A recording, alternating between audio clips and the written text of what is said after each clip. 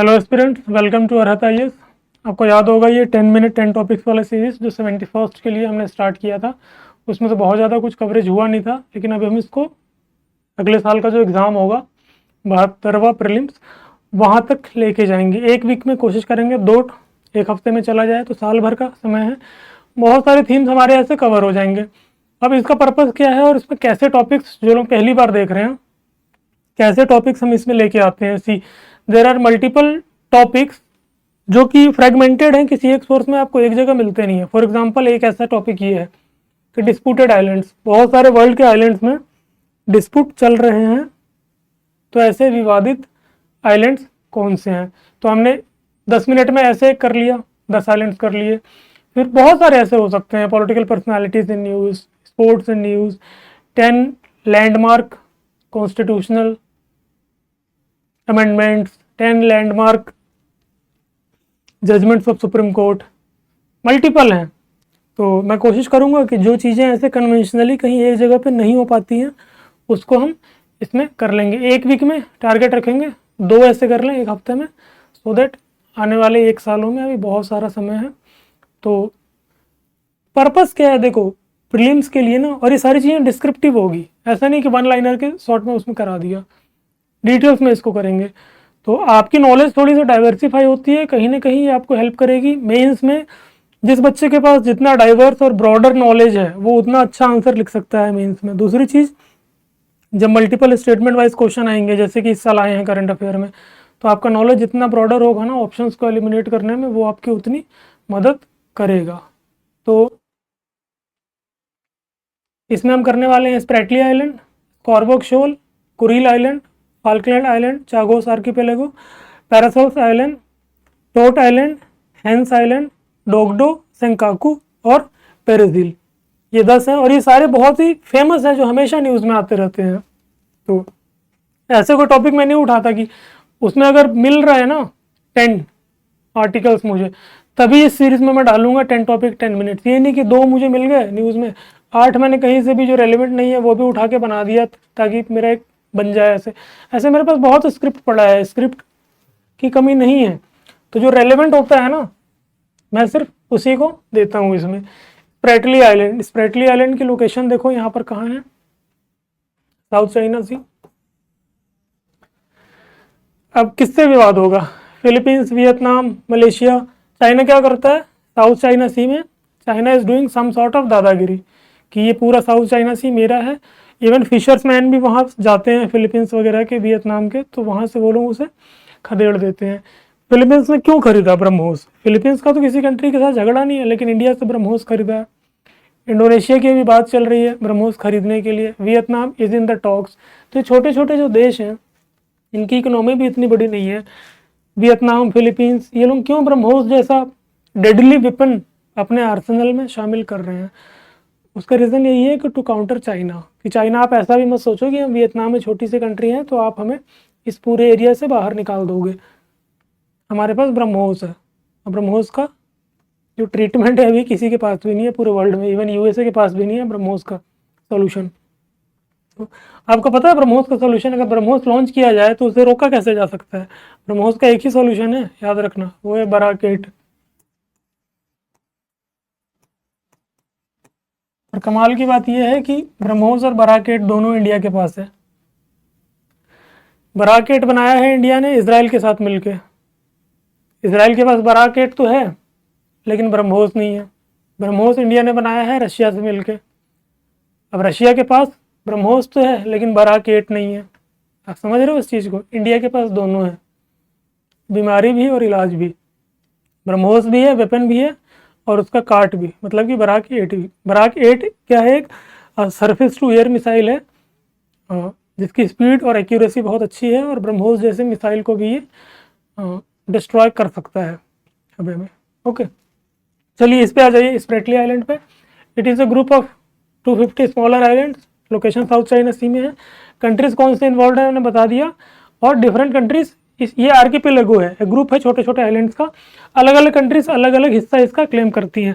अब क्यों इस पर विवाद है? क्योंकि साउथ चाइना सी का पार्ट है, और ये जो पूरा एरिया है ना, ध्यान रखना, ये बहुत ही ज़्यादा रिच फिशिंग ग्राउंड है।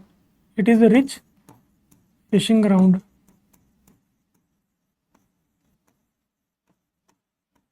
मतलब समझते हैं ना आप, यहाँ मछलियाँ बहुत ज़्यादा पाई जाती हैं, तो बहुत सारे कंट्रीज़ के मछुआरे चाहते हैं कि हम भी वहाँ पे फिशिंग कर सकें।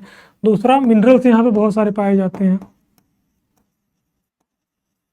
जो ओशियन बेड होता है ना, समुद्र की सतह पे, ओशियन बेड में बहुत सारे मिनरल्स पाए जाते हैं। नेक्स्ट देखते हैं। नेक्स्ट है आपका स्कारबोरोग शोल। लोकेशन है इसकी अगेन साउथ चाइना सी। यहाँ पे ऐसे बहुत सारे आइलैंड्स हैं, देखो यहीं पे देखा था हमने, अब देखो पैरासाउस आइलैंड भी यहीं है, स्कारबोरोग शोल भी यहीं है, अभी हमने स्प्रेटली आइलैंड देखा। कंट्रीज अगेन वही इन्वॉल्व रहेंगी, चाइना, ताइवान है, फिलीपींस है, triangular shape, reef and rock है, मोर और लेस इसकी कहानी भी वही रहेगी। ये तीनों का लोकेशन देख लो, पैरासोस आइलैंड, स्कारबोरोग शोल और Spratly island. Next Kuril island, यहाँ पे रशिया है, यहाँ जापान है, तो जापान और रशिया के पास यहाँ पे है कुरिल आइलैंड। डिस्प्यूट किन दोनों के बीच में है? जापान और रशिया के बीच में। Russia control the island, world war 2 के समय से ही रशिया कंट्रोल करता है इस आइलैंड को, लेकिन इसका जो दक्षिणी हिस्सा है वो जापान क्लेम करता है कि,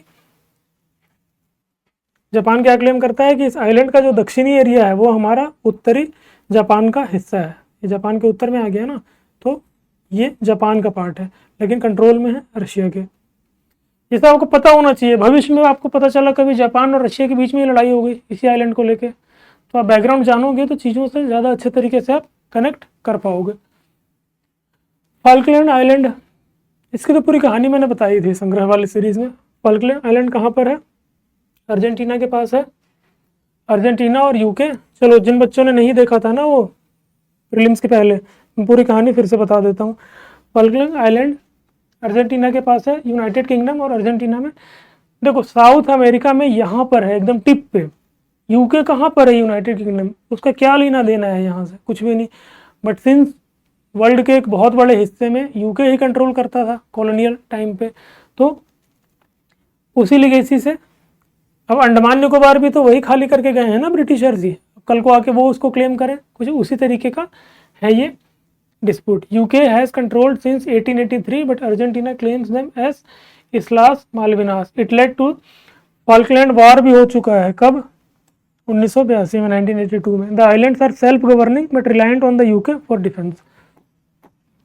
इसकी कहानी आप देख लो, आपको हमेशा याद रहेगा।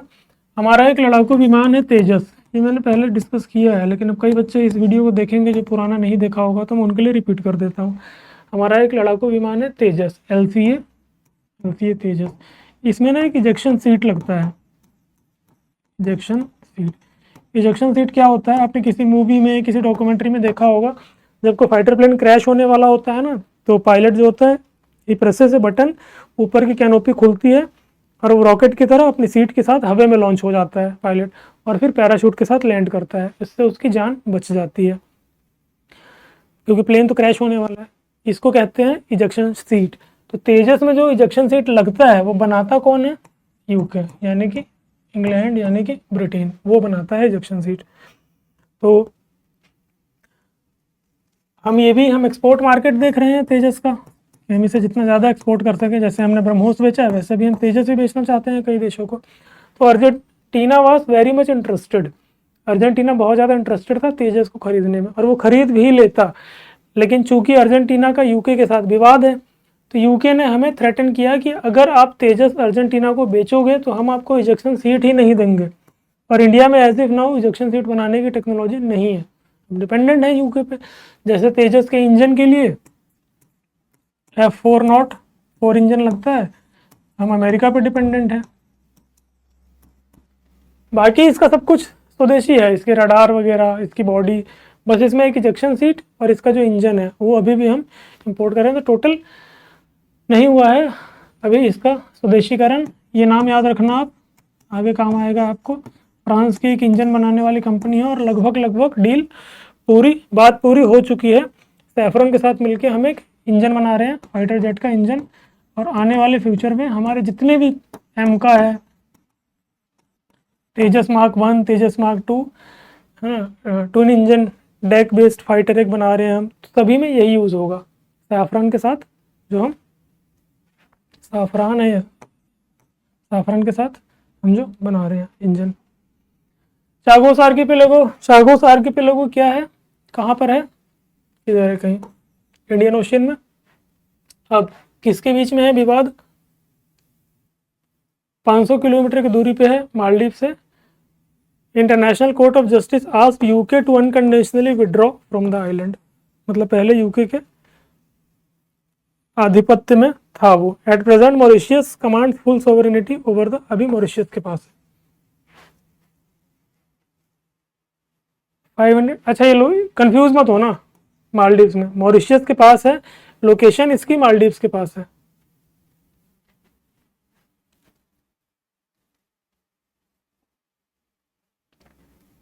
Paracels island, Paracels island South China Sea में है।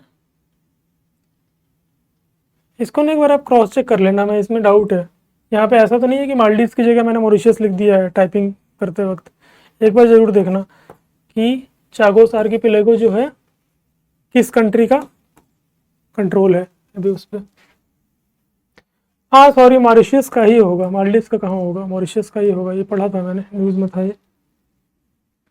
Paracels island again South China Sea, अभी हमने देखा उन्हीं देशों के बीच में विवाद रहेगा, फिलीपींस, वियतनाम, चाइना, कहानी वही है। रिच नेचुरल रिसोर्सेस है, मिलिट्री कंट्रोल के लिए भी स्ट्रेटेजिक है, यहीं पर है साउथ चाइना सी में।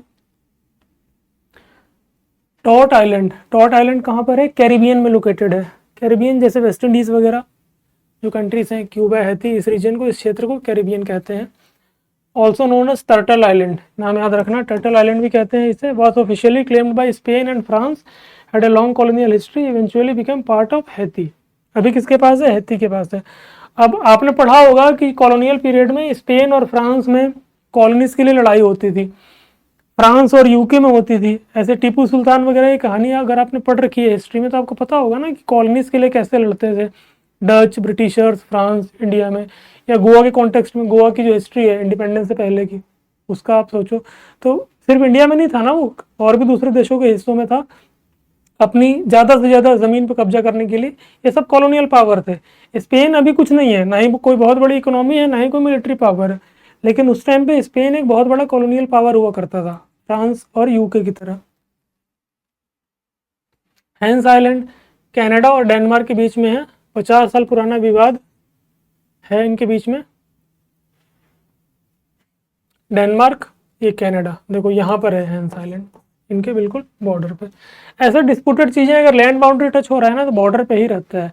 जैसे कश्मीर को लेकर डिस्प्यूट है, इंडिया और पाकिस्तान के बीच में बॉर्डर है तभी तो है, या अक्साई चीन को लेके है, इंडिया चाइना का बॉर्डर है तभी है ना।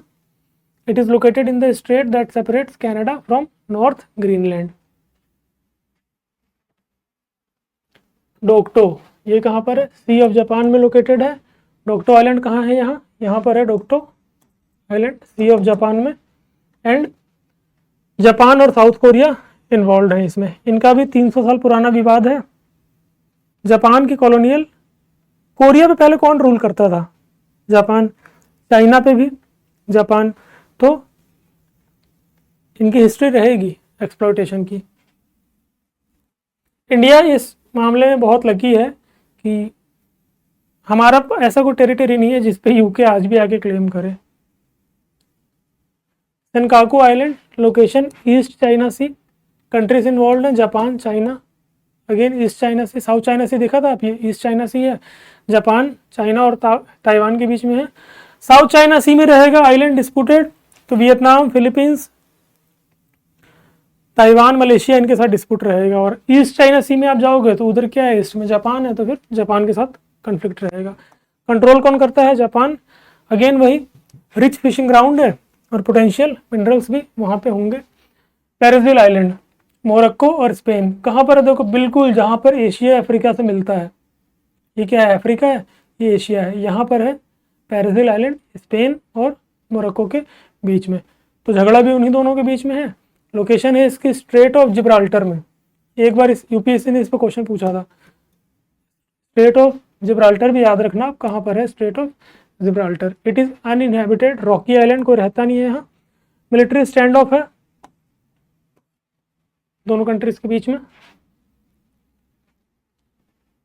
ये था 10 disputed islands of the world. इसमें जो डिटेल्स है ना वो बहुत काम की हैं। आप जब ऐसे करोगे ना 50-60 थीम्स, तो आप देखोगे कि जब आप कहीं से कोई भी चीज़ प्रीलिम्स में कहाँ से रिलेट कर जाए, नोबडी नोज। तो ऐसी चीज़ों को अभी प्रेशर नहीं है आपके ऊपर, खासकर उन बच्चों को जिनका प्रीलिम्स किसी कारण से नहीं हो पाएगा। तो ऐसे आप रिसोर्स गैदर करते जाओ, 10-10 टॉपिक्स में 10-10 मिनट्स को करते गए, तो जब प्रीलिम्स पास में आएगा तो आपके पास स्ट्रेस बहुत कम होगा, क्योंकि ऐसी बहुत सारी चीज़ें आप ऑलरेडी कर चुके होगे। मेरे पास भी प्रेशर नहीं है, तो अब हफ्ते में ऐसे 2 वीडियोस तो मैं बना ही सकता हूँ, इसमें ज़्यादा समय लगता नहीं है बनाने में, तो आपको मिलता रहेगा ये। हाँ, इसका पीडीएफ, ये किसी कोर्स का हिस्सा नहीं है, इसका पीडीएफ आप सभी टेलीग्राम से ले लेना, टेलीग्राम पे मैं डाल दूंगा इसका पीडीएफ। जितने भी ऐसे 10 टॉपिक्स 10 मिनट्स वाले आएंगे, पीडीएफ इसके प्रिजर्व करके रखना। ओके, नेक्स्ट सेशन में मिलते हैं, थैंक यू।